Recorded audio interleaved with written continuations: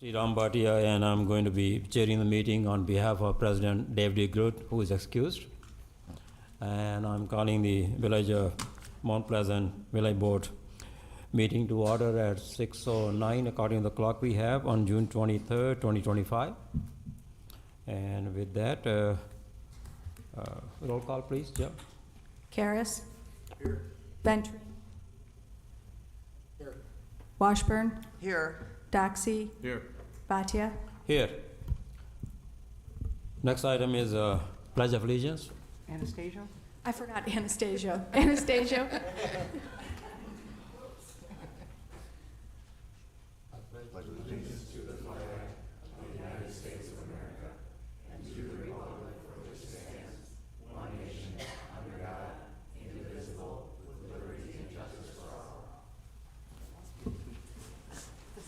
Not going well tonight. Next item on the agenda is a presentation by Visitor Scene, but before we do that, we have a comment by our attorney. Thank you. I was asked just to make a brief comment or announcement. There was a public hearing on the agenda for today that has been removed from the agenda. So if you want to speak to that public hearing comment, you'd have to do so during the public comment, not the public hearing, because that will not be called. The justification or rationale for that is there's certain requirements that go into holding those public hearings, and out of an abundance of caution, we determined that there was what's called a scrivener's error or a minor error to the address. We want to make sure everybody has notice that wants to speak on that. So it was adjourned to the next meeting instead of this meeting, okay? And so if you want to make a comment at that public hearing, you're going to want to do that during the public comment session, because there will not be a public hearing today. Yeah. That public hearing is actually going to be scheduled for July 28th. July 28th will be the next, will be when that is, once we hit all the notice requirements. With that, we have so when we come to the public comment period, I have the sheet from the residents who wish to speak. If anyone hasn't filled up, there are forms in the back. Please, fill them up and give it to the clerk. And when we come to that, I'll recognize you. There are two people who have signed up to speak for the public hearing. Again, that item has been postponed. So if you still want to speak about those items at the public comment, we will recognize you. So with that, back to the agenda, we have the item is a presentation by Visitor Racine County by Carrie Graving. Carrie?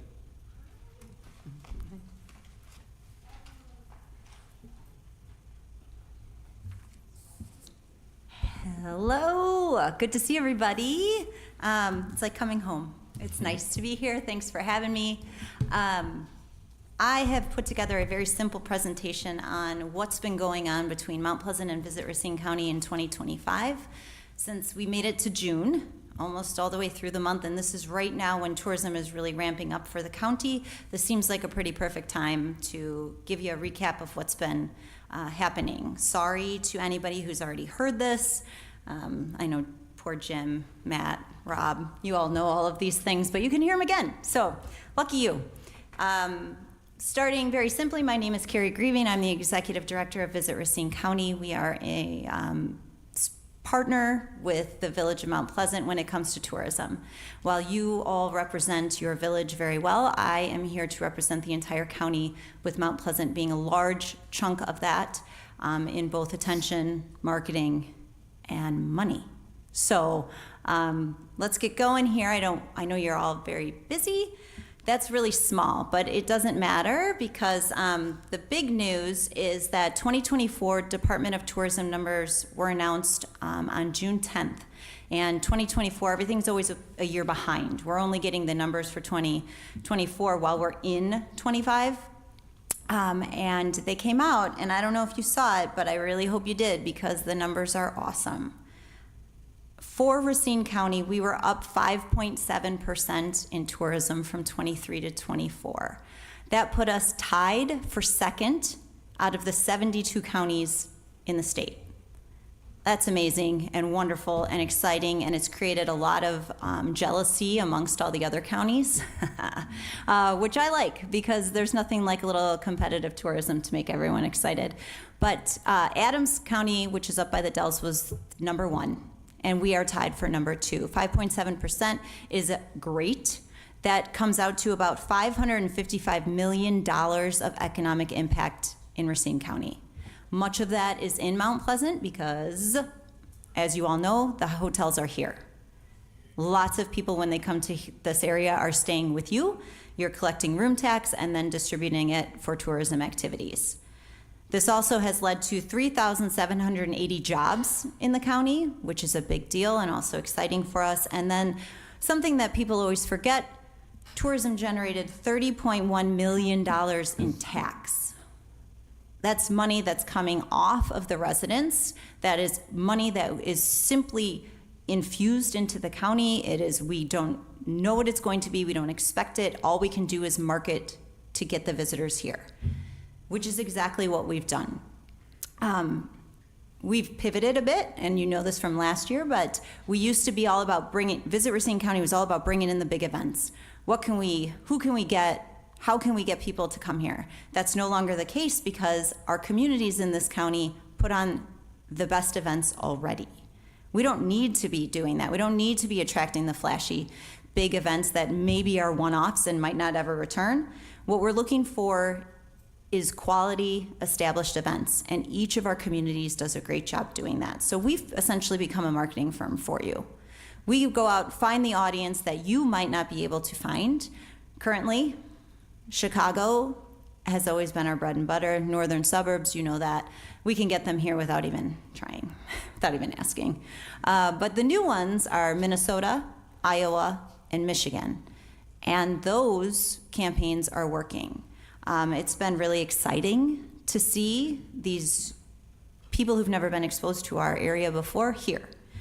That's not to say that we don't have some big events still. USA Cycling, which I'm sure you're sick of hearing about, Matt's been promoting it like crazy. We're making videos in your parking lot. It's getting crazy.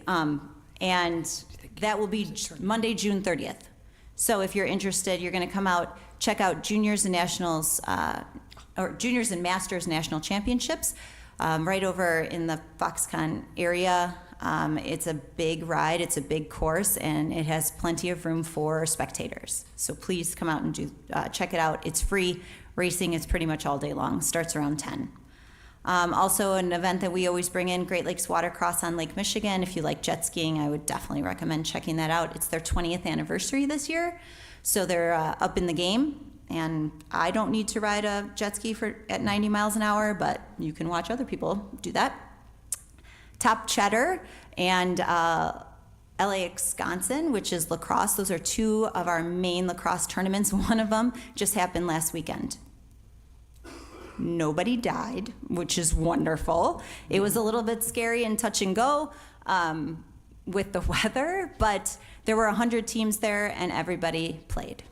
We were able to get it in at Score Soccer Complex. Marketing and promotion and grants are pretty much our main focus nowadays. We have received Travel Wisconsin grants for USA Cycling. We have also received some other random grants, one being Hungry for History, which has established us in the United States as the home of Kringle in the US. There's going to be a big announcement and a big plaque and all of this kind of stuff at O&H Bakery on Washington Ave, so keep an eye out for that. But what we've been doing when we can promote these events, while those are the bigger ones, the ones that get us the most, it's Mount Pleasant events that I focus on all the time because you're such a large funder for us. And that's only fair. And also, people come here. So Sounds at Sunset has been splashed all over the news. I hope you've seen it. I just talked about it today on the Morning Blend on TMJ4. So if you didn't see that, you can Google it up. Pickin' in the Park was just this last weekend too. Also, the weather didn't help, but it also didn't really hinder. You had a great crowd, lots of people here to check that out. You've never had that before. That's exciting. And Chalk the Walk, I know, is coming up. As Matt is creating these events and getting them on the calendar, we are doing everything we can to support them. And whether that is locally, yes, great. But we also have been expanding, like I told you, your Mount Pleasant is currently going up in our campaign in Chicago on the rail systems. So there's 100 rail cards inside like L trains, and Mount Pleasant is one of them. So these are different ways. Everything's connected with a QR code, so you can just click it and find it. Everything is simple. We found that travelers don't like to work hard. They like to just be told where to go and what to do, so we try to make it as simple as possible.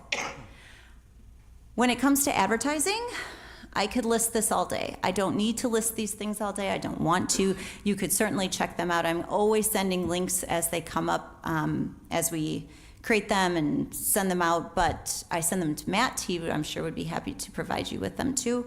But Mitchell International Airport is one. This is our second year that we've been advertising there. We have a big banner when you come out of the Southwest Gate, which is the busiest gate there, and then also at the baggage claim. So when you're waiting for your bags, you can just stare at our ads over and over again. It's been a really, really good endeavor for us. Exposure to new clients, new travelers, new visitors who may be coming here for something else, but now they're coming here for us because they have time. And if I can tell anybody in my life, it's only 25 minutes away. So if you go to Milwaukee, you can get here. It's very simple. We also have the Chicago Rail that I told you about, over 100 pieces in the L trains. There's also Fun in Wisconsin, which is a really popular tourism publication. We're in that. Experience Wisconsin. All of these things you don't have to know the names of. You just have to know that they're important. And you're getting into all of them. Whenever I buy any advertising, I try to do my best to support those who support us, and Mount Pleasant is always at the top of the list. I also appear on Racine and Me all the time, which is a local CBS show, talk about what's going on. CBS 58, their morning show, where it's a wider audience, a little bit more exciting. If you're not into local TV, then you could see that. Like I said, Morning Blend. There's also WTMJ Radio. There's 96.1 The Lake Radio. We're killing radio around here, also in Kenosha, because like I've told you before, Kenosha has really kind of dipped in the tourism world, and I am not above stealing any visitors from anybody. So if we can get them here, they come back. And Kenosha right now, also Milwaukee, they're kind of focusing on other things, so we're happy to take those people. This ad is from the Daily Herald. Like I said, bread and butter. Those are the people who always want to come. They live in the northwest suburbs, they love Wisconsin, and they don't want to drive that far. So we are there. They'll come up for the Franksville Craft Beer Garden just for a couple hours. Those are day trippers, and in the olden days, day trippers didn't matter, but they do now. Even if you're not staying overnight, we want you here, spending your money. Midwest Living, Wisconsin Sports, I could just travel Wisconsin, all of these. We also do a lot of local public publications like Stroll Win Point to try to get Win Pointers out to try something new. Our county is hysterical. People will stay in their silo. And then they will tell me, that is not Mount Pleasant. That is one street over. And I said, no one cares. No one cares about that when it comes to tourism. You should go everywhere. So I think we're past it. I think we're doing a good job getting that feeling out. There's also been a ton of editorial articles, whether it's in the Daily Herald or in other written publications. We are always taking those, advantage of those opportunities. They're not the widest reaching anymore, but they're worth it. We do not single anything out. Social media is right there at the top. Like I said, if you've seen our Instagram videos or our Facebook videos, we're trying hard to get a new audience there, and it's working. It just took a little bit of time. I had to cut this one off because it's a really large ad, but see, we're showing Sounds at Sunset, the Pike River Pathway, and yeah, there's some jet skis on there too, but again, the visitor doesn't know that, so we just want to show everything we have, and if they have to drive 20 more minutes to go to the lake, go. It's not a big deal. This is Experience Wisconsin. These are the kinds of editorial articles that are constantly coming out. These are what's making the difference in our economic impact and also in our tourism growth. The more we do this kind of marketing, the better off we are. There's more. I could show you this all day. Lots of stuff with calendars. We're big on trying to get our special events out to new, different people. We have a great marketing team that can create all of this. More and more and more. It's just endless. Couple other things before I wrap this up. One is that this Mount Pleasant and VRC is the tourism success story in Wisconsin. You don't have to know everything about tourism in the state to know that it's a hot mess a lot of the time. People are breaking off. They want to start their own thing. They don't know what they're doing. They have this money. The people want to keep it. But our break, when Mount Pleasant and Visit Racine County kind of split and went their own ways, a lot of people wrote us off. That was it. It was done. I didn't feel that way, and none of you felt that way, and that's why we're back here. We just had an article written in the Journal Times about how we've come back together and we're the strongest tourism unit in the state. And yeah, we are, because other people don't do that. They stay separated, and then what's even worse is they fail. And we're not failing. If we're tied for second in the state for growth, we are 100% not failing. Two other pieces. We have had I just was at IPW, which is the largest travel show for incoming visitors, so international visitors. We were unsure how this was going to go because I don't know if you know about the sentiment for the United States right now. It's not the easiest thing to maneuver, but we had 5,000 people attend, and Visit Racine County was at the front of everything in Wisconsin. It was awesome. People were interested in our story. They wanted to know how to get here. I met with people from the UK, from Germany, from China, Singapore, Australia. It was everybody. And while most of them couldn't pick out Wisconsin on a map at all. So when you get to be the first person in front of them to tell them where Wisconsin is, and then you get to like hold your hand up and do the thing, show them where we are located in the state, these are all potential visitors now, travelers. That being said, there's 9 of them here tonight who went from the trade show here. They're staying overnight. Tomorrow I'm going to spend the day with them, show them what we have. That's a Brand USA familiarization tour, and they're all from Brazil. They are a fun bunch, is what I will tell you about Brazil and what I've learned. And they're having the best time ever. They're super excited. They want to learn. They want to experience all the things. Kringle, I gave away so much Kringle at this show, and O&H should pay me for that because people have never had it. They've never heard of it. They kept calling it Pringles and expecting chips, and it's not that. So they're here. They're guests. We get to like kind of show them off all our best qualities. That being said, we also had a fam tour last October where we had South Koreans, 11 South Korean travel writers here, and they all went back and wrote about Racine County. So this is how we're expanding. This is how we're appropriately using our funds. This is all the good stuff. And I always want to share this because the Delta is our largest hotel, and it's located in Mount Pleasant. One weekend earlier this year in January, we had 6 hockey teams, 4 state diving teams, a book club, 2 soccer clubs, and the third one, a trade show happening at the Delta, all in one weekend in this one building. The place was full. That's 288 rooms, completely filled to the max. These are things that we can't make up. They're things that are working. They all wanted to use our facilities because I don't know if you know this also about Racine County. It's very affordable when you compare it to Milwaukee and Chicago venues. Chicago, insane. So everything we're doing is working for that vibe, the atmosphere. You want to come here, we're friendly, you like to see what we have, but at the same time, you can do it in a smart and affordable manner. The last thing is the visitor center renovations. I hate renovating. I hate it because it's so slow. I like results. I like fast rewards. We have plans. We have a contractor, a general contractor now, and we are just waiting. Approval from Yorkville is coming. The minute we get that, we're probably going to start at the end after Labor Day. So if we do need to close the visitor center, we won't miss any of our busy time. And it's coming. Our parking lot is also on that list, but Route 20 is expanding, if you've seen that.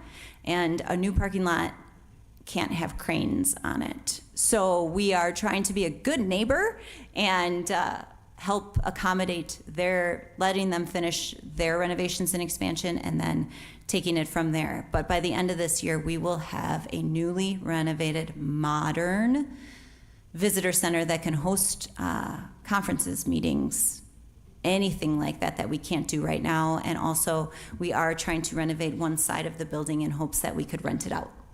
So we're always looking for revenue streams that are not always completely and 100% on you. We're trying to find other ways so that it's not always, an ask for money. I just want you to enjoy working with us. And also to the visitor center. So as soon as that's done, Mount Pleasant will have a plaque. You'll be noted in it and thanked. And in the minute that thing opens, you'll be there, I hope, for a grand opening. That's it. That's 2025 so far, 6 months, good Lord. Any questions? Thank you, Carrie. Great. Very nice presentation. We appreciate, the details. Any question from board member? I'm so happy to hear you say that this has been a successful collaboration because there was a lot of negative comment about Mount Pleasant's Tourism Commission and, anyway, I know. So I'm glad that this has been a positive experience now. Yeah, it really has. And I will be grateful to this Tourism Commission forever, to the village board, for not shutting down the communication and just calling it a day. Because you could have, but you didn't. Thank you again. Yeah, I thanks. appreciate that.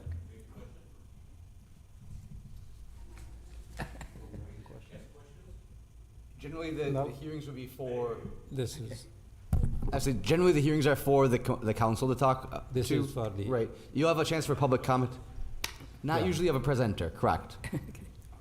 I'm sorry, yeah. Okay, next item are the public comments. And as we said earlier, that public hearing has been postponed, so members of the public are welcome to provide comments on any matter. Please listen for the president, in this case, the chair, to recognize you. State your name and address for the public record, and comments are limited to 3 minutes. Again, if you wish to speak on anything other than the items which are on the agenda for the ordinances, that we will have a public hearing, but anything else, if you haven't filled the form, please fill the form in the back. And if not, then I will proceed with the comments that we have received. I have one form by Stephen Nason. I know that you want to speak about the Brown Road. Do you still wish to speak, or do you wish to postpone that until the public hearing? I'll wait till the public hearing. And again, that'll be on the The July 28th. July 28th. On July 28th. Yeah. Correct. You can still speak, yeah, absolutely. Please state your name and the address for the record. Jeff, I'm here.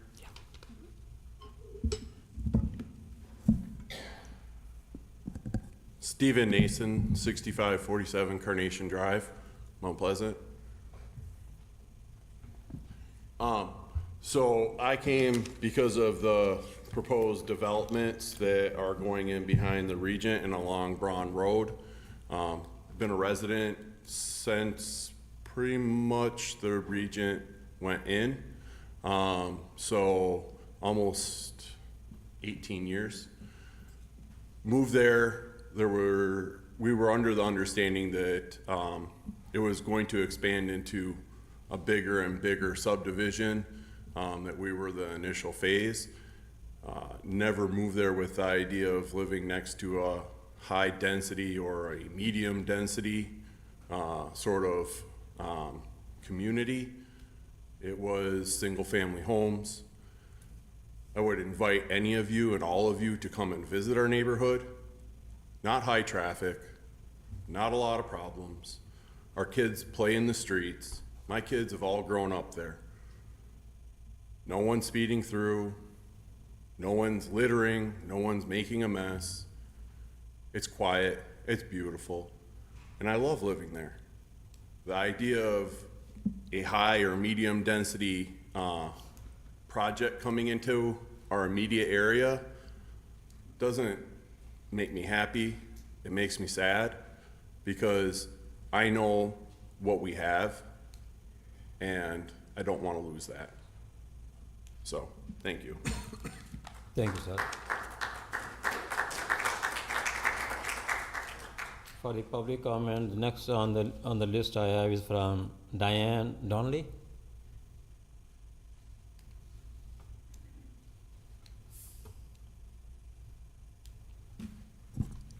Thank you. My name is Diane Donnelly. I live at 1640 Hines Drive in Mount Pleasant. And I just want to take a moment to talk with you about MetroNet, which is the new fiber optics opportunity that is coming into our development. I think the biggest concern that I and many of my neighbors have is communication. We did not hear from Mount Pleasant directly that this was happening, and then we did receive a notice from MetroNet saying they were going to now do construction in our area. And so our concern is what the unknown, I think, is, if I could say it plainly. All of a sudden, within a week, we received a notice, construction is starting, flags were put up, now they're marking all of the underground wiring and et cetera, but we have no knowledge of what the damage to our personal property will be. We don't know how long this project is gonna take. And so I think a better communication so that we all don't have a misunderstanding of the impact on our homes, our yards, our driveways, and our street. For example, my neighbor and I just put in all new sod, and now there's all flags all over it, and does this mean they're gonna dig it up? I mean, we really feel we weren't given enough time. We weren't notified by Mount Pleasant, we were told by MetroNet. We weren't asked if this is something we'd want in our development. So I think what I'd like to say is that we need better communication, and we need to be much more informed as what does this mean for us and our personal property. So, thank you. Thank you. Next. Paula Gardin? Did I pronounce the name right? Gardin?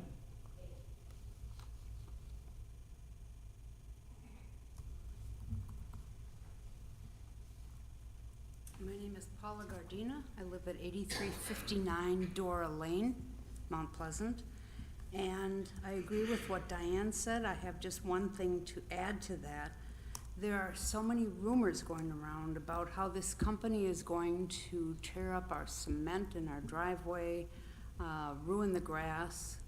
Someone told me that they're not good at repairing and that it's not a good company. These are all rumors. And I'm hoping Mount Pleasant will give us some information. That's it.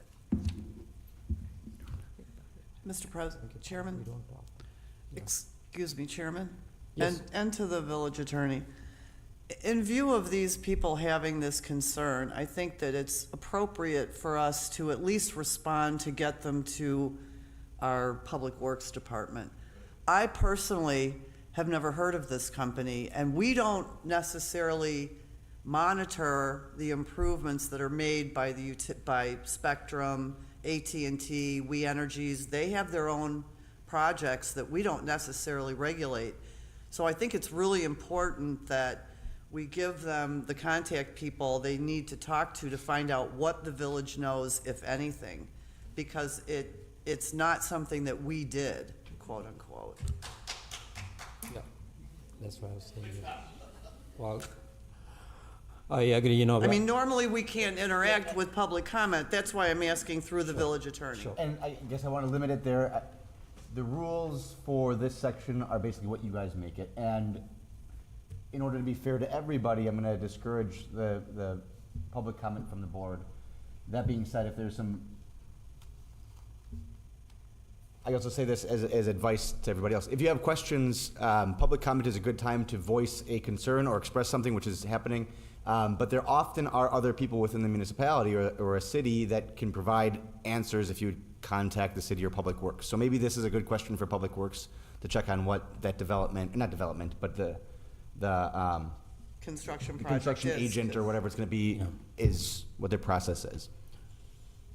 I agree, and again, like my colleague trustee Washburn says, we will have the Public Works look into that and look into your concern.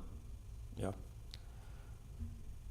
Thank you. Next one I have, the name is not there, just B, Mr. B, Miss B, but I think in the email it said Bruce. Yes. Lincoln's father? Yes, please, name and address.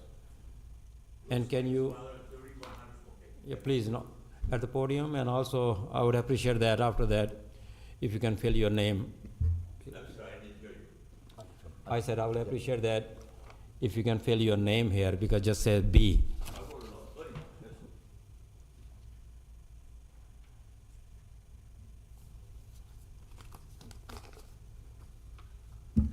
Thank you very much and good evening. My name is Bruce Lingsweiler. The correct street address, 3100 Storybook Drive, Mount Pleasant. I've been a resident since 1964. The comments that were just made preceding my comments here this evening may be even more apropos. We live in a subdivision on the corner of 31 and Highway 11, and it's been publicized as a drag strip highway, Union Grove, cut through to save time and stop and go lights in the Journal of Times that made the front page of the paper. We had speed bumps put all around the area. It's a very popular intersection because the town hall used to be at the corner of that same intersection, 3111, on the north side of that street. My residential home is in the south side of the street. I have three specific situations I wanted to address this evening regarding the subdivision I live in. One is a residency of 6227 Larchmont and 2278 Larchmont. The amount of trash that's put in the front yards of these homes has gotten to the point it's becoming, I don't know if you all remember the old program Sanford and Son. I feel like I got Sanford and Son in my front yards with pickup trucks out there, heavy earth moving equipment out there, and it just is snowballed. And my feeling is if you don't try to nip it, as they say in the bud, stop it now before it gets too bad, it's going to go on and it just gets worse. It will not get better. And what's really sad is when I see people who work so hard to maintain their home and have beautiful yards and flowers and landscaping and beautiful homes, to have this as a next door neighbor. Number two, on the corner of Storybook, 6406 Storybook, I have a gentleman that has a single family zone home there, a 3-bedroom ranch. It's been converted into a dormitory. By that I'm saying he purchased a pedicure, manicure, toenail, fingernail place, and he houses his employees in this facility in the lower level and made the whole basement, which is a huge basement, into bedrooms. The dining room is now the garage. Now their payment to pay rent is to work in these stores to do the nails for all the ladies that come in. On top of that, on Sunday night, they have a big picnic with the pig on the skewer, and they'll have 30, 40 people out there celebrating probably payday or what have you, but it's zoned as a single-family home. And I'm just questioning how a home that's zoned single-family can be rented out to employees of a company that the individual owns, and his rent is paid for by their labor of working at the shop for free. And the last one I have is on the corner of Storybook and Highway 11. 3210 and 3230. It was a duplex home. I live at, as I said, 3100 Storybook, which is the corner of Storybook and Wander, which is a duplex ranch. And I take very good pride in it. As I said, I've been there since 1964. That's not by accident. Have very good tenants, maintain the home very well. Now this has turned into a senior family home, and they're adding on more bedrooms. Sir, did you hear what I just said? They're adding on additional bedrooms to this place, and it's zoned a duplex. So that means they have 8 people on one side, 8 on another, and these are senior citizens that live there, and they call it a senior home.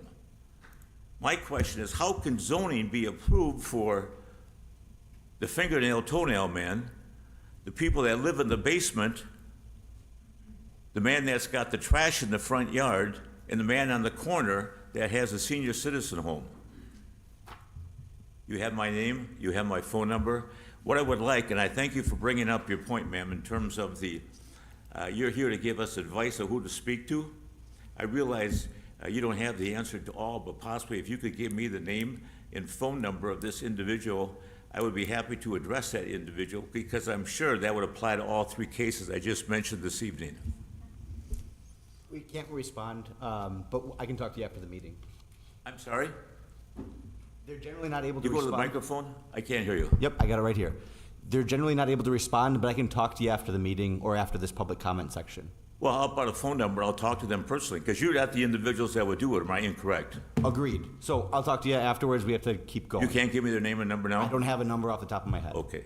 Yeah, we'll give you that. We'll give you that information. Thank you for your help. Thank you, sir.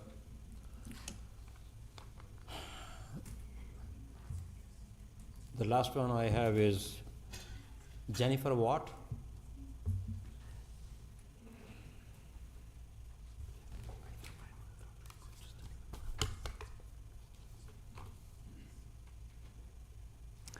So yeah, I would appreciate some comment on this after the meeting. I can talk to somebody about it because I wasn't sure exactly how to address this. I've been in contact with Lindsay Weber, and I did talk with board. I came to the board in November, but they had the subdivision going up on Brown Avenue and Green Bay Road, and I think what my concern was just kind of got lost in the shuffle. They had a big decision. They had like 100 people in here that night. So I'm back again.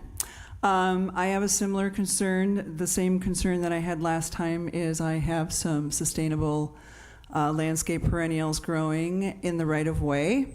And I know that they're not, supposedly, according to the city, they're not supposed to be there. But I'm asking if the city would consider an exception on my behalf.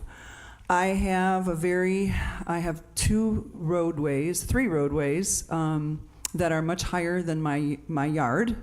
I'm on a steep slope. I think I have, it's here, 35 yards or about 120, I'm 35 yards or about 110 feet alongside of Wander Lane. And I have a steep slope, I'm not exactly sure, but it goes down quite a bit. And what happens when it rains, when I don't have the sustainable perennials there, is I get flooded. And my basement gets flooded, and my house gets flooded, and everything gets flooded. Since I've had the sustainable landscape perennials there, and a lot of them are native grasses too, I don't get the flooding anymore. So it's solving the problem, and I'm really happy with that. And it's been a really good solution. They're beautiful. They're not an eyesore. I keep them well kept. There's no noxious weeds in there. They're all completely weeded out, if you will. They're very pretty. And I keep getting citations for them. This year I didn't get a citation for it. I got a citation for having noxious weeds, which I didn't have. And apparently they came and checked and they decided, no, I don't have noxious weeds, but the landscape plan that I had wasn't kosher with the neighborhood. So I thought, okay, well, I'll cut it down, and I want to leave a few prairie grasses there because I like little butterfly gardens, so I kept some up. And it seemed to be fine, but then Lindsay said, okay, now you have to cut all the grasses on your roadway. So we're back to square one. We're back where we started. Those were not citations, those were just suggestions. But I did want to address those, and I want to, I'm proud of the fact that I solved this problem naturally. Also, on the other side, where I have some grasses growing, Larchmont ends, and I get people in my grass because they don't realize it ends. So they drive in my lawn, and I had to cut down the grasses last December, so I didn't have anything there. And of course, sure enough, I have evidence, and I can send you the evidence if you need me to, a video of tire tracks in my ditch.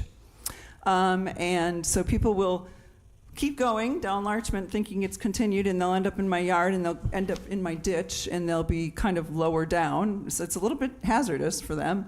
And then they'll drive up to my driveway and then get out of there. I've been there for 10 years, and I'm just wondering, I think 6 times I saw evidence of that happening, where the road kind of abruptly ends, and the landscape perennials kind of warn people, oh, this is the end of the road. And I guess I'd rather have that than an ugly sign.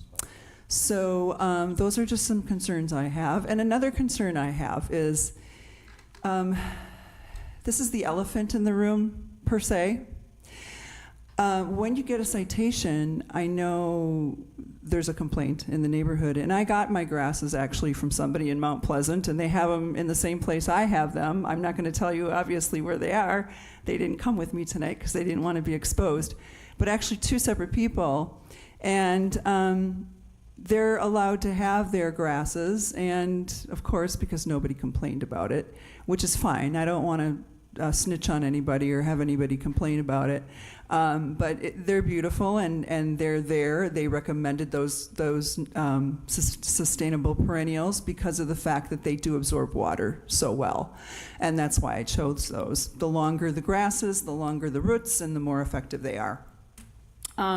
So I guess the elephant in the room is, if there's somebody in your neighborhood. So when I first moved in, there was somebody, a neighbor of mine, kind of bullying me on how to control my, what to do with my lawn, telling me what to do with my lawn. And I just moved in. I didn't even start working on it yet. And I'm just wondering, things got kind of tense with us. And because I basically stood up and said, well, the things that you want me to remove are something that they're natives. I don't want to remove some of those things. And they're good for the environment, and she uses a lot of pesticides and things like that. But anyway, what I'm basically saying is there a connection when somebody makes a complaint or files a complaint against you? That's on public record, right? Whoever does that? Yeah, well. We can't, again, this isn't like a public comment section. Okay. Where you get to say your piece, and then Okay. you can talk to the police. I can about discuss that with you later. Yeah. Sure, yep. Thank you. Appreciate it. And also, well, I didn't interrupt because we don't have the clock going on, but like I said at the beginning, the comments are limited to 3 minutes, but we appreciate your, yes, Mr. Martino, I have your, but I think you want to speak against, at the public hearing, 9-2025.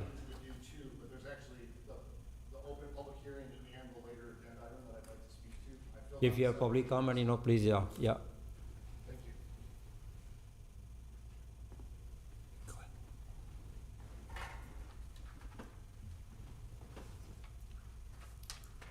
Tony Martino, 6710 Braun Road, Mount Pleasant, Wisconsin. I'd like to start by thanking everyone who stuck around even though the agenda item was canceled.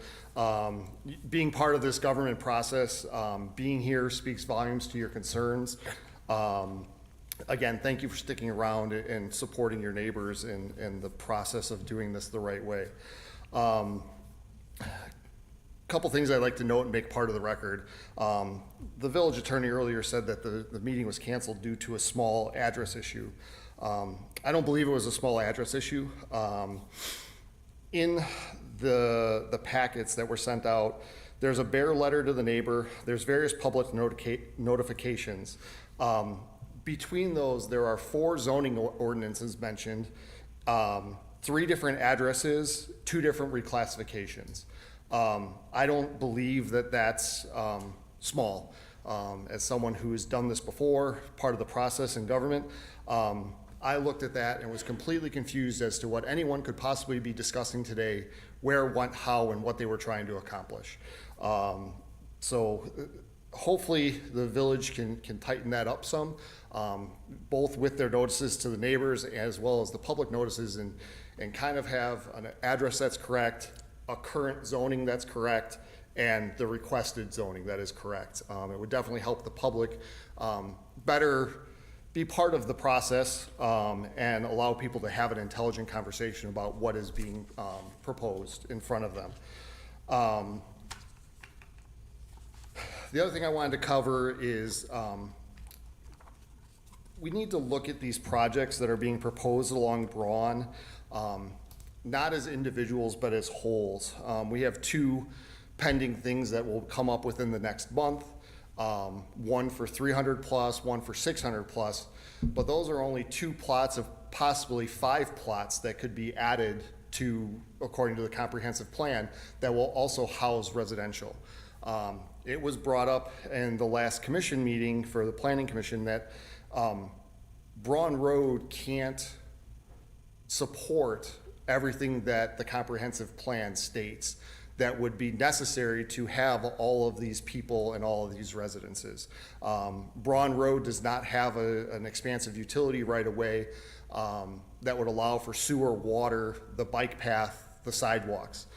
In order to do that, you would have to take property from people who live along Braun. Several of those homes were not built with the plan that their yard would be 10 feet closer to the road. There's a lot of safety concerns there. There's a lot of property value concerns there. And I really think that as the village, there needs to be some amendments to the comprehensive plan. It's 45 seconds left, Mr. Martino. It's been, sorry for the distraction. Let me find my thought process again. If you can please add that time back on.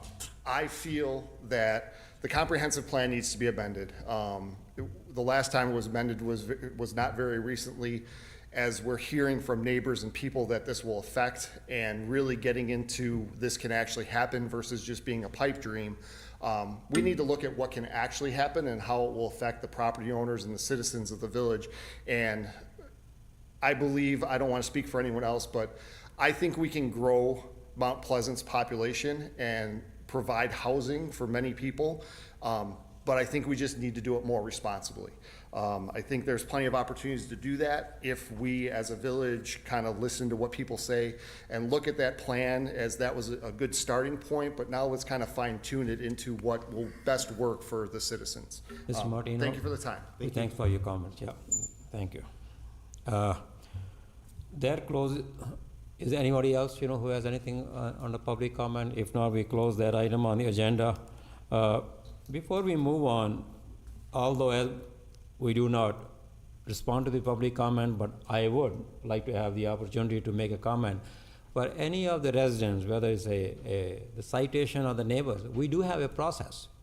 Go on the website, there's a form that you fill that up, you submit to the village. By doing that, your complaint, your concern will be logged on, and the village will follow up and close the loop with you. So I would highly encourage all the residents out there, whatever concern or complaint about the neighbors or the traffic or anything you have there, please do that.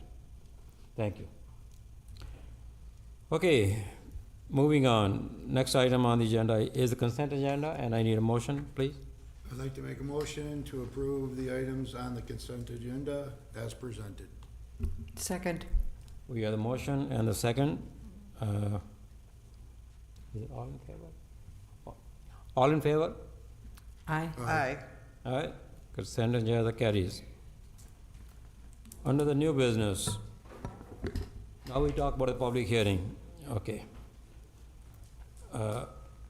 Now, I will open the public hearing for the ordinance 7-2025, a proposed zoning code amendment related to the commercial districts. The following rules apply to the public hearing, and each of the following public hearing scheduled for tonight. If you wish to speak, please fill out a public hearing form, which you can find on the table near the entrance. Once recognized, the speaker should come to the podium and identify themselves with their name and address. Please speak clearly into the microphone, and speakers must direct all discussion toward the board. I will not allow interchange between members of the audience and the speaker. Please do not interfere with or interject comments while another person has the floor. Please keep all comments on the particular item before the board and no longer than 5 minutes. Unfortunately, if he keeps on exceeding the time, I may have to interrupt you. Finally, please turn off or mute all the electronic devices. With that, for the first item on the agenda is the ordinance, public hearing for the ordinance 7-2025, and I'm going to invite our planner, Robin, to give an overview of this item. Do you want me to go up there, or are you cool here? Okay. If you have the microphone, yeah, that's fine. Sweet. I'm filling in for our Community Development Director, Sam Schultz, tonight, who's in California, so on vacation. Much deserved. Thank you for having me. This one is a very simple one. It's an amendment to our Commercial District Code 90-130. Recently, when we implemented some architectural standards into our code, we put in a requirement for C3 and C4 districts to have a minimum of 2 stories. There's a number of reasons for that, but more stories equals more commercial area, means higher tax values for the villages. And most of all, our commercial districts are mostly located along our state highways. And I don't want to bore you with the urban design details, but the guidebooks basically say that in order to balance out large, wide highways, you go a little bit taller, so it keeps the scale in proportion. And mostly people will say busier, higher intensity uses need to go along busier and higher intensity streets. So that was the basis for that. However, we've kind of run into a couple of variance requests and specific rezones in order to get around that particular provision. Namely one with the the new bank on Durand Avenue that we approved the other month, and as well as the ambulance center over there. So we wanted to implement a way to get around that, or an alternative compliance. Our code is flexible as long as it meets the goals of the village. That alternative compliance scenario, how they go about it, is similar to alternative compliance for other architectural standards, meaning they have to meet certain provisions, like they have to meet something within the village's master plan or an RFP, or they have to bring in a certain number of ROI tax dollars versus investment, so on and so forth. So this is in response to a couple of those variances, and that's it. If we have any other questions. Well, thank you, Robin. With that, I'm going to invite the public. Is there anyone, I haven't have anyone to fill the form. Is there anyone in the public who wants to speak for or against proposed ordinance 7-2025? Again, is there anyone in the public who wants to speak for or against ordinance 7-2025? Going for a third time, is there anyone in the public who wants to speak for or against ordinance 7-2025? Hearing none, I'm going to close the public hearing on ordinance 7-2025, and I'm looking for a motion. Chairman, I'd like to make a motion to approve ordinance 7-2025, amending the Village Code of Ordinances, Chapter 90-130, pertaining to commercial districts. Second. We have the motion and second. Roll call, please. Karas. Aye. Venturini. Aye. Washburn. Aye. Doxy. Aye. Anastasio. Aye. Bhatia. Aye. The motion carries. Item B, public hearing. Now I'm going to open the public hearing for the ordinance 8-2025, a proposed zoning code amendment related to the outdoor lighting. Robin, please. So in 2021, we added an outdoor lighting component to the village zoning code. And this has been in response to the exponential growth in LED lights. They have become so ubiquitous and kind of cheap in order to basically have more lights than we ever have beforehand. For example, like an incandescent light bulb, the most common light bulb pre-2005 gets about 14 lumens per watt. LEDs have about 150 to 200 lumens per watt. And the efficiencies are just getting more, and the costs are coming down, as those all happen to do. Unfortunately, the proliferation of LEDs and this level of lighting is causing light pollution effects. So we wanted to make sure that we are upkeeping with the latest, the movement is called the dark sky movement, in order to basically keep light pollution out of the skies. And we did some ones in that original lighting ordinance. We capped the temperature of lighting at 3,000, which is something kind of like what we have in here. 5,000 is what I like to call hospital pharmacy lighting, very bright, very harsh. And then this particular code does two major changes. It changes lots of to a SI measurement scale, which is sort of metrics. But whenever you go to the store and you buy a light bulb right now, then none of them are rated in watts anymore, because that's kind of gone by the wayside. They're all rated in lumens. We wanted to be consistent with the bulbs that you buy at the store. So there's less opportunity for confusion. We also, besides changing those measures, we also allowed for flexibility on seasonal, holiday, emergency, and other government-approved lighting, set further restrictions in the total lumen output for fixture, and also updated definitions to support all of those changes, as well as put in allowances for, say, if you do have security lighting, it can exceed those amounts if it has, say, like a timer or a motion detector or something that can kind of make sure it doesn't leave on and off all night. And when you look at the raw numbers, it seems like, oh, well, 5,000 lumens, that's not a lot for my 1 acre property. 5,000 lumens is like basically the highest high intensity high beams of an LED car right now. So if you say, I don't want someone shining their car headlamps across their their property at my house, then you probably would agree with those light levels that have been set. So that pretty much wraps it up, trying to kind of submit all of this in a very short amount of time. Lighting is not really the easiest science to grab a hold of. Any questions? Thank you, Robin. With that, I'm going to open the public hearing on ordinance 8-2025. Again, I don't have anyone fill the form. Is there anyone in the audience who wants to speak for or against ordinance 8-2025? Going second, is there anyone in the audience who wants to speak for or against ordinance 8-2025? Hearing none, I'm going to close the public hearing on ordinance 8-2025, and I'm looking for a motion. Mr. Chairman, I'd like to make a motion to approve ordinance 8-2025, amending the Village Code of Ordinances, Chapter 90, -425 and 90-621 pertaining to outdoor lighting. Second. We have the motion and the second. Roll call, please. Jill? Karas. Aye. Venturini. Aye. Washburn. Aye. Doxy. Aye. Anastasio. Aye. Bhatia. Aye, the motion carries.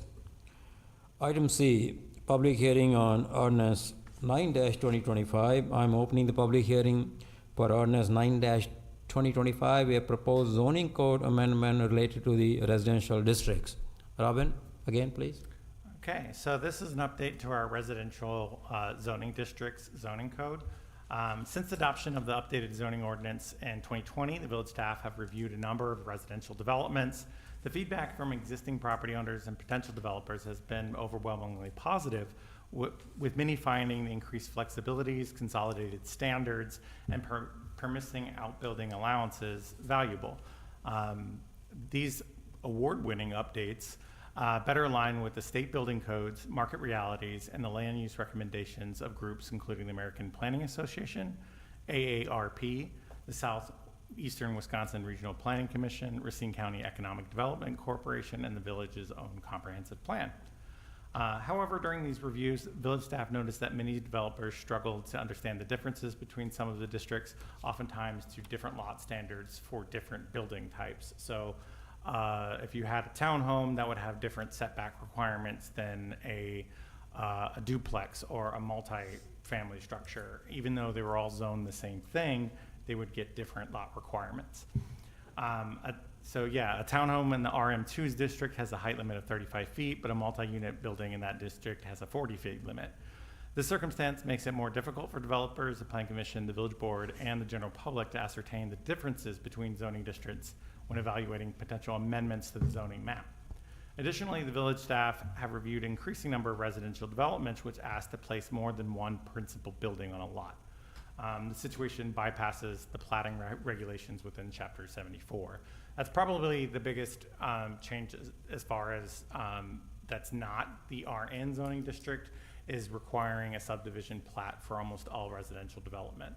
So instead of like, say, these large apartment complexes, such as the Season, such as the ones that were up earlier, they're all on one lot. And that makes it much more difficult, especially since recent changes in state law, for our Plan Commission and Village Board to really have any say in how that shakes out. So by going through the subdivision platting process instead, we have a lot more control over how a subdivision's laid out, what goes where, and so on and so forth. Additionally, staff believe that because one building, one lot, will make it easier for even apartment buildings to become for sale product or condo product in the future, because it's a lot easier for a small developer to buy an 8-unit building or a 4-unit building than it is for them to buy 14, 20-unit buildings. So we recommend that as well.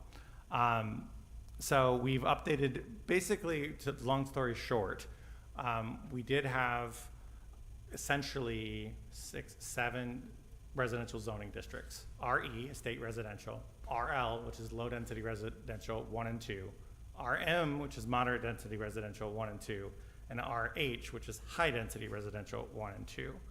This essentially merges RH 1 and 2, which that almost has no effect because we have no RH2 zoned properties in the village. It also merges RL2 with RM1.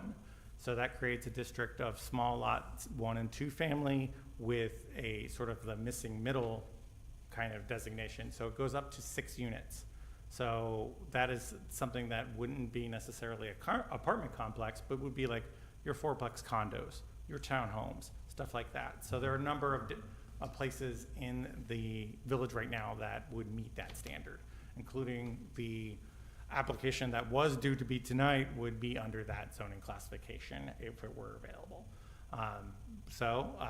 That is pretty much all that is. Try to boil it down as quickly as possible. It's all on the consolidated zoning table. I know we've had a lot of conversations about this, but staff believe that this particular zoning district is a sweet spot, and SR Mills and Bayer Development have really reached out and encouraged us to adopt a zoning district like this because they really like what's happening down at Pike River Crossing and would want to keep that momentum going. Thank you, Robin. With that, I'm going to open the public hearing on ordinance 9-2025. I have one sheet filled out by Mr. Tony Martino, please. Again, you got 5 minutes, sir. Can you see this okay? If I put it here? Not at all. Yeah, right? actually I can. Okay. Thank you for that. Yeah, you bet. So I stand tonight in opposition to the ordinance 9-2025 as it is written. I'm also here tonight to stand in opposition to any rezoning currently in front of the Board or Planning Commission until a resolution is found in regards to transferring existing zoning into the new zoning regulations. I stand in opposition for the following reasons. With the pending reallocation of the zoning types set to be heard this evening, there are several items that will need to be better defined. If ordinance 9-2025 is approved tonight, according to village employees, certain zoning districts will automatically become one of the corresponding new zoning districts. This will cause hardship on the citizens. There could have been meetings, much like this one we were supposed to have here tonight, where citizens were to express their opposition or approval.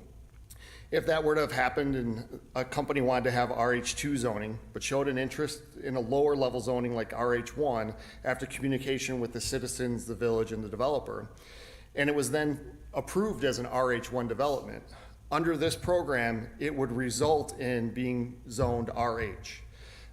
One of those big problems becomes that RH is a 3-story development. RH1 is a 3-story development. RH2 allows up to 6 stories.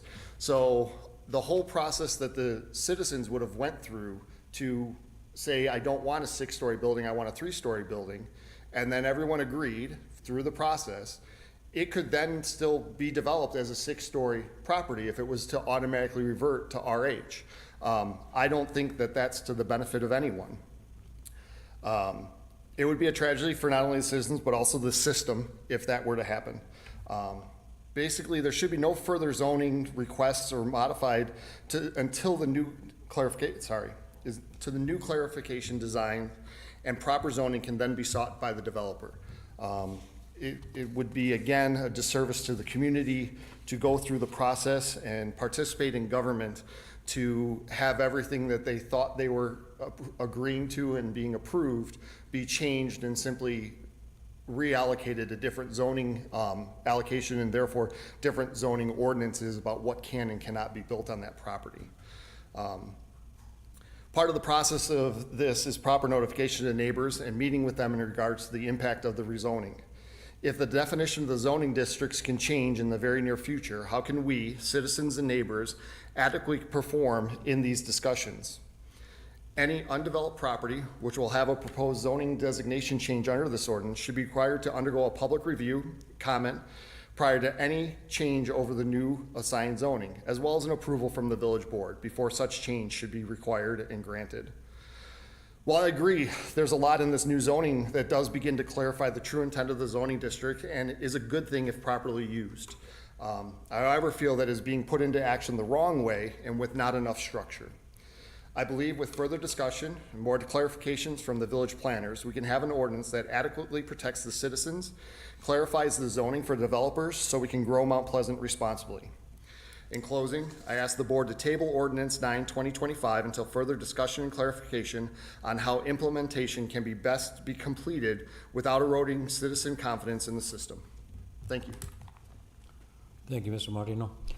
Is there anybody else in the audience who wants to speak for or against ordinance 9/2025?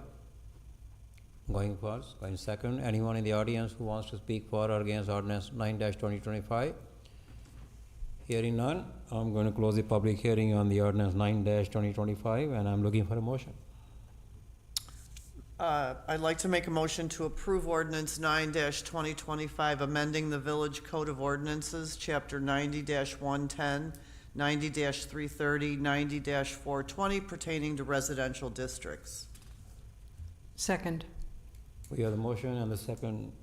Any comment, any discussion? from the board? Yeah, I would like to discuss this for a minute. I have a question based on Mr. Marino's comment, and the question would be to Robin. So I think this was confusing when we redid our zoning code in 2017, Robin.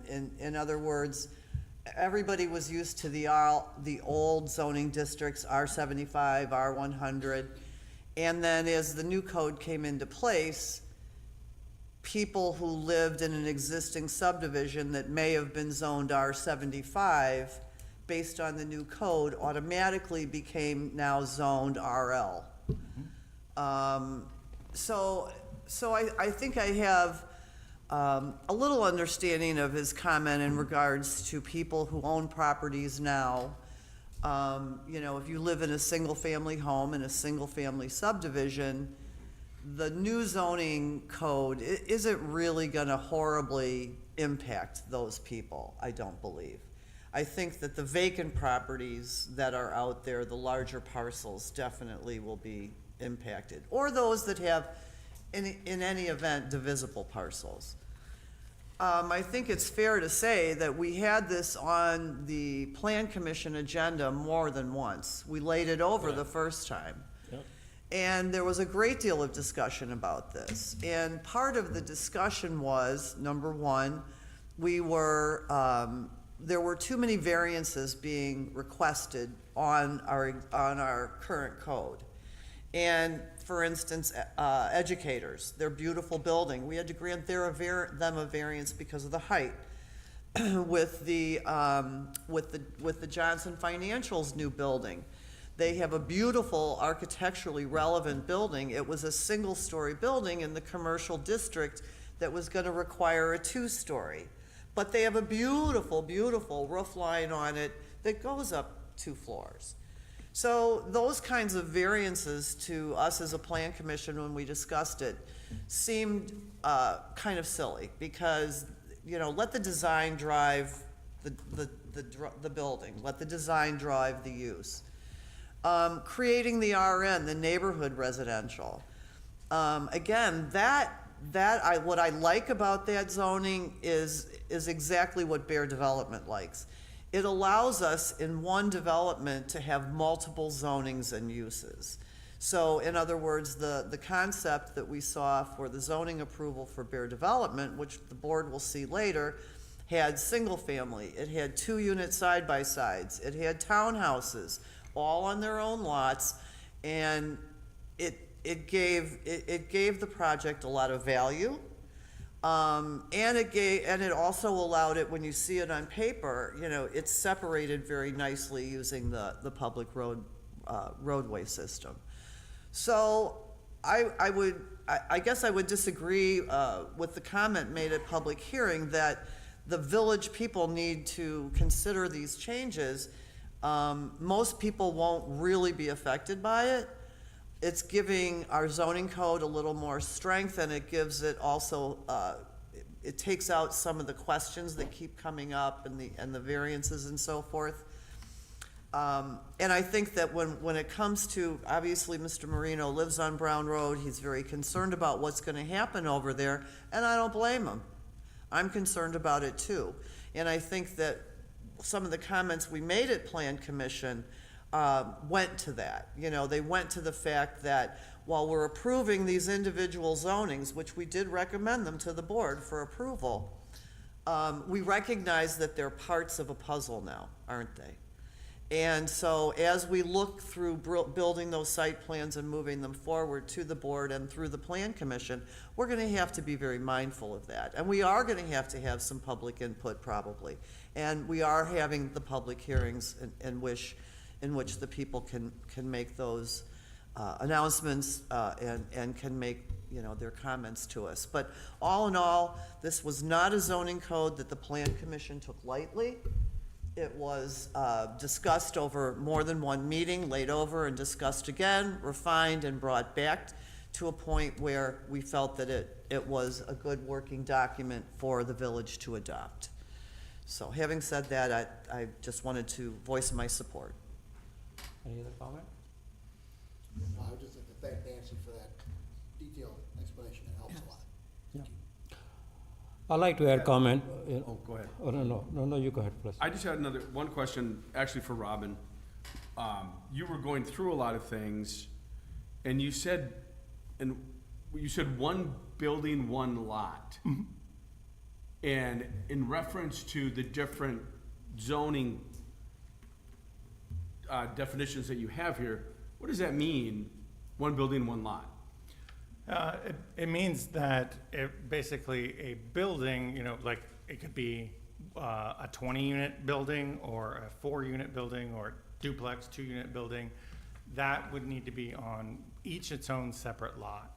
The newer apartment complexes have had 14, 20-unit buildings all on one parcel ID. And the advantages for their point of view is that you can do all private roads, all private, like master meter and all of that sort of stuff. But in light of how Wisconsin has changed residential approving, we're not able to kind of affect that site design process at all. It's either, you know, you basically have to approve it if it meets the zoning code. But basically, it would break those up to each building has its own parcel. And that would coincide with most people's idea of how neighborhoods and subdivisions work. Okay, now, on that, when you go down to a single-family home, are you saying that they can only have their home on that, no other buildings? Or if they're gonna do a secondary building because they have a few acres? Okay, that's a really super good question because that could be confusing. So I should say primary building, a primary building being your house.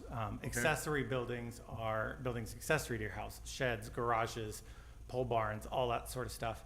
Our code has actually relaxed a lot of the regulations on accessory buildings, and we would keep that. Okay, so we're not gonna affect single-family homes? No. With something, okay.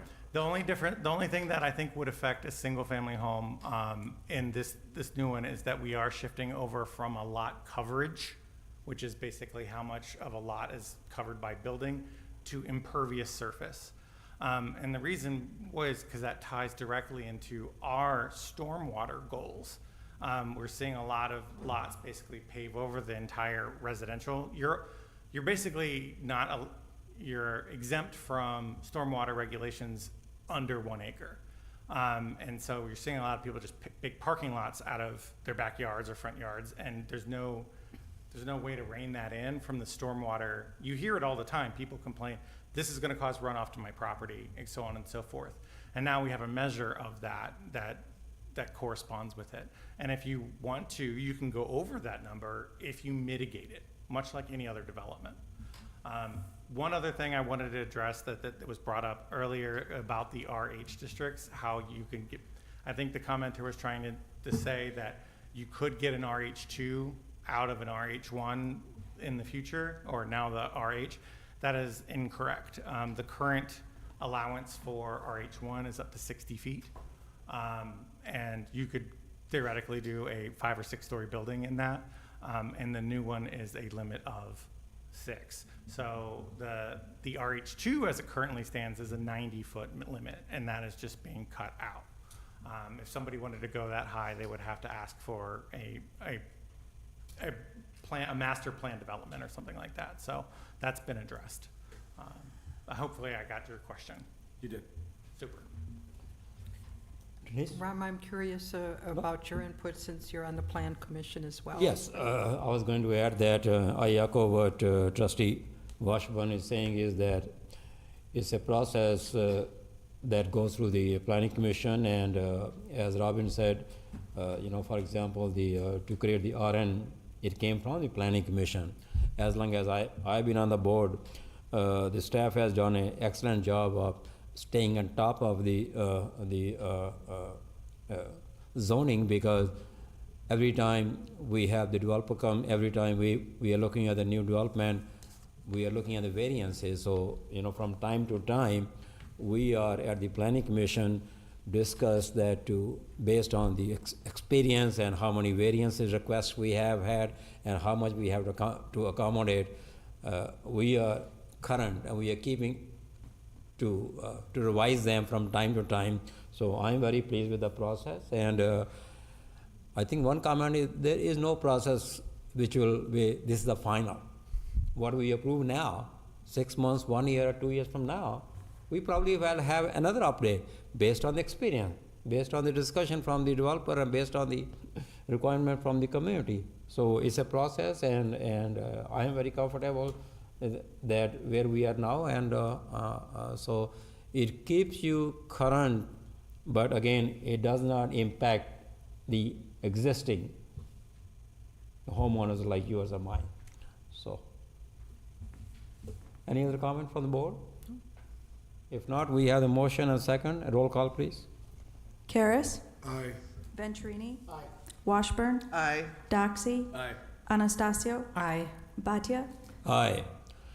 That completes the section on the community development of the public hearing. So moving on. Thank you. Under finance and the clerk, item A. I am looking for a discussion and a motion regarding new Class A liquor license for Speedway located at 6209 Washington Avenue. I would like to make a motion to approve a new Class A liquor license for Speedway located at 6209 Washington Avenue. Second. We have a motion and a second. Any comments, question from the board? Hearing none, roll call, please. Karas. Aye. Venturini. Aye. Washburn. Aye. Doxy. Aye. Anastasio. Aye. Bhatia. Aye. Motion carries. Item B, discussion and possible motion regarding new Class A liquor, Class A beer and cigarette and tobacco and electronic vaping product license for Sabina Gas Stop at 2325 Racine Street. I make a motion to approve a new Class A beer license and a new cigarette, tobacco, and vaping device retail license for Sabine's Gas Stop located at 2325 Racine Street. Second. We have motion and the second, and please note that the motion is beer license, not liquor license. I just want to clarify. Yeah, we discussed this at great length at 2 different CAL meetings, committee of the whole meetings, and there was no doubt that we were protecting that neighborhood. We've invested years. Our police department has been outstanding in being a presence there, and it was clear in our discussions that there was no need to grant a new Class A liquor for full service, but that keeping the Class A beer and cigarette tobacco, et cetera, was consistent with the history of the property. Sure. Thank you, Nancy. Any other comment? Hearing none, roll call, please. Karas. Aye. Venturini. Aye. Washburn. Aye. Doxy. Aye. Anastasio. Aye. Bhatia. Aye, motion carries. Item C, discussion and possible motion regarding new massage license for Another Realm Massage Therapy, Jillian Novick, located at 6233 Bankers Road, Suite 9. I make a motion to approve a new massage establishment license for Julian Nowick at Another Realm Massage Therapy located at 6233 Bankers Road, Suite 9. Second? We have motion and second. Any comments, concern from the board? Hearing none, roll call, please. Karas. Aye. Venturini. Aye. Washburn. Aye. Doxy. Aye. Anastasio. Aye.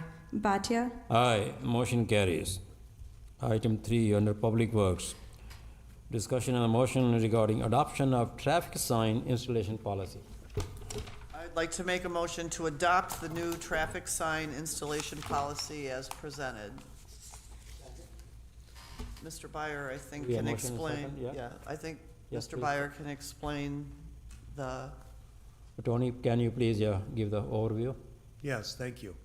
So we drafted this document as a kind of a guiding document for staff that gave us a uniform procedure for both receiving and recommending or approving or denying, whatever it may be, traffic sign requests, in particular stop sign requests.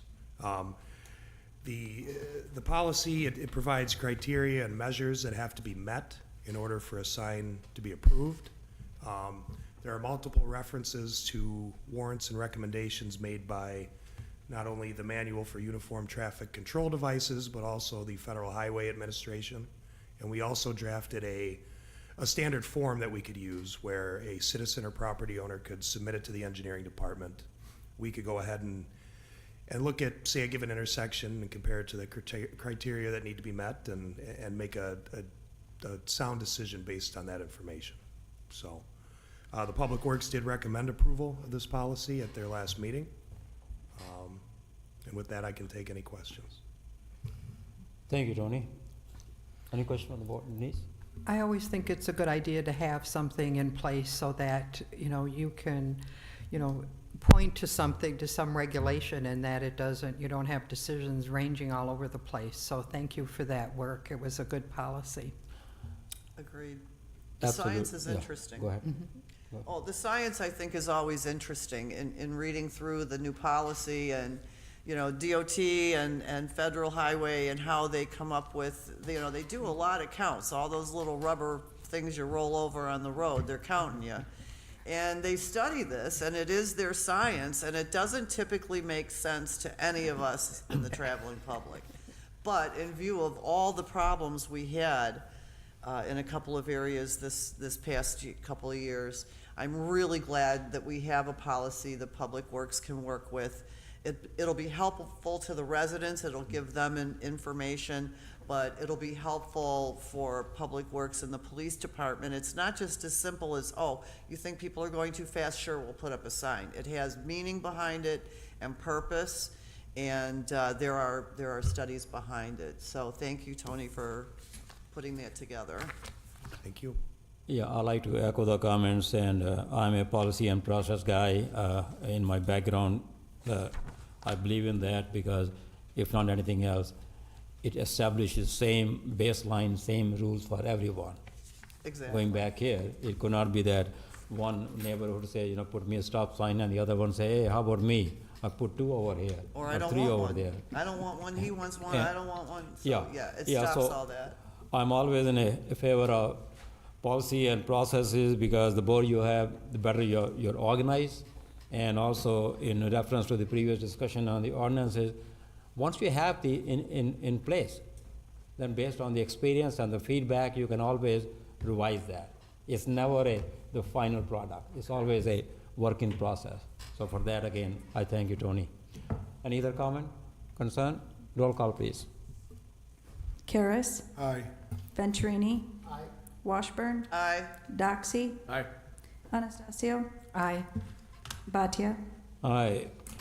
That completes the major items on the agenda. Under the reports, does any board member has any reports? Having none, I just want to make a comment, report, 4th of July is coming, and I'm pleased to announce that I think the Mount Pleasant, we will be participating in the 4th of July parade. And again, as I talk to my colleagues here, whoever is willing and available to walk, let me know. But I want to invite the village people. I want to invite the staff. Walking in the 4th of July parade to celebrate the nation and to represent Mount Pleasant is not limited to just the board member. Anyone who wants to walk, join, contact the village administrator or me, and I will give you, I will know the location and the place and the time within the next day or two, and the more the better we are. So just wanted to, have that. And with that, I'm looking for one last motion. Second? Motion to adjourn and second, all in favor? Aye. We are adjourned.